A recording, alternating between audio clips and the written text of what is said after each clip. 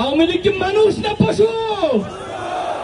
জুলাইয়ের রক্তকে যারা ধারণ করতে পারবে, জুলাই শহীদ পরিবারের আকাঙ্ক্ষাকে যারা ধারণ করতে পারবে, তাদের শুধুমাত্র এদেশে ক্ষমতায় টিকে থাকার ম্যান্ডেট থাকবে।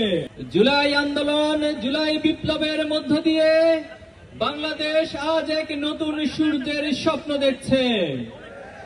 বাংলাদেশ আজ নতুন করে বেশিবাদ মুক্ত একটি সমৃদ্ধ বাংলাদেশ গড়ার জন্য প্রজন্মের এক জাগরণ তৈরি হয়েছে।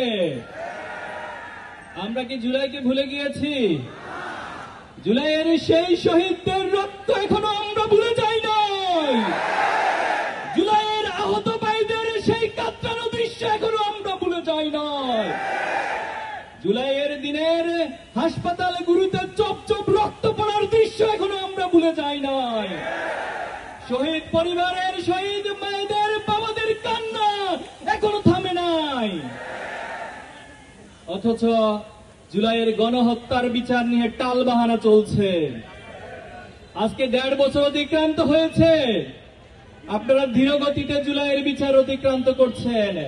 এত এত চাক্ষুষ প্রমাণ থাকার পরেও এখনো পর্যন্ত একটি রায় দিতে পারেন নাই। আপনারা তো কোনো স্বাভাবিক প্রক্রিয়া ক্ষমতায় বসেন নাই। আপনারা তো কোনো স্বাভাবিক প্রক্রিয়া নির্বাচনের মধ্যে ক্ষমতায় আসেন নাই। আপনারা জুলাইয়ের শত শত রক্তের উপরে ক্ষমতায় এসেছেন।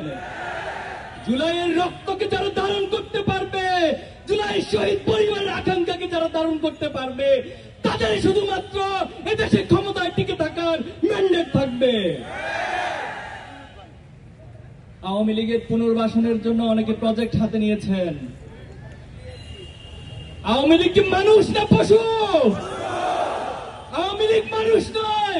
মানুষের প্রতি মানুষ দয়া দেখায়, কোন পশুর প্রতি, পশুর চেয়ে নিকৃষ্ট প্রাণীর প্রতি কেউ দয়া দেখাতে পারে না। আপনারা বক্তব্য দিচ্ছেন ক্ষমতায় আসলে আওয়ামী লীগের সব মামলা উঠিয়ে নেবেন। আপনাকে কে অধিকার দিয়েছে সব মামলা উঠিয়ে নেওয়ার? কে ম্যান্ডেট দিয়েছে সব মামলা উঠিয়ে নেওয়ার? আপনারা ক্ষমতায় আসার আগে নিজেদেরকে ক্ষমতার চেয়ারে কল্পনা করা শুরু করে দিয়েছেন। হাসিনাকে আমরা একটা লাল কার্ড দেখিয়েছি। যারা ভবিষ্যতে ফ্যাসিবাদী স্বৈরাচারী আচরণ করার চেষ্টা করবেন, তাদের জন্য ডাবল কার্ড লাল, এই ডাবল লাল কার্ড এই প্রজন্ম তৈরি করে রাখবে ইনশাআল্লাহ। সংগ্রামী উপস্থিতি, এক একজন বিদেশ থেকে বসে বসে এই দেশকে পরিচালনা করছে। আপনারা দেখছেন, খুনি হাসিনা ছাত্র সমাজের অভ্যুত্থানে পতন ঘটে হেলিকপ্টারে পালিয়ে গিয়েছে। তিনি যখন পালিয়ে গিয়েছিল, তার নেতাকর্মীর কথা কি মনে ছিল না? তার নেতাকর্মীদেরকে মৃত্যুর মুখে রেখে যে নেত্রী পালিয়ে যায়, সেই নেত্রীর কথা ধরে যারা আজকে ইঁদুর দৌড় খেলা খেলছেন, তাদেরকে হুঁশিয়ারি করে দিতে চাই। আপনাদের ন্যূনতম লজ্জা থাকার কথা ছিল, ন্যূনতম আপনাদের বিবেক থাকার কথা ছিল। যে নেত্রী আপনাদেরকে মৃত্যুর মুখে রেখে পালিয়ে যায়, তার কথা আজকে আপনারা আবার নিজেদেরকে হুমকির মুখে ফেলছেন। সাবধান হয়ে যান। গতকাল কয়েকদিন ধরে সারা দেশে যে অরাজকতা সৃষ্টি করেছেন, অগ্নিসন্ত্রাস শুরু করেছেন, ময়মনসিংহে বাসে আগুন দিয়ে গাড়ির ড্রাইভারকে হত্যা করা হয়েছে। ঢাকা সহ সারা দেশে অনেকগুলো গাড়িতে অগ্নিসংযোগ করা হয়েছে।